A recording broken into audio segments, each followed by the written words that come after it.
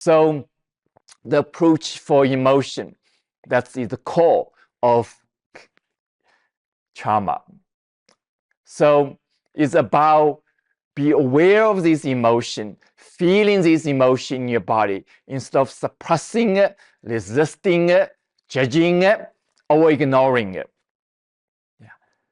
Treating them as energy, embracing the emotion, but same time allowing the energy behind the emotion to awake, to open, to flow again.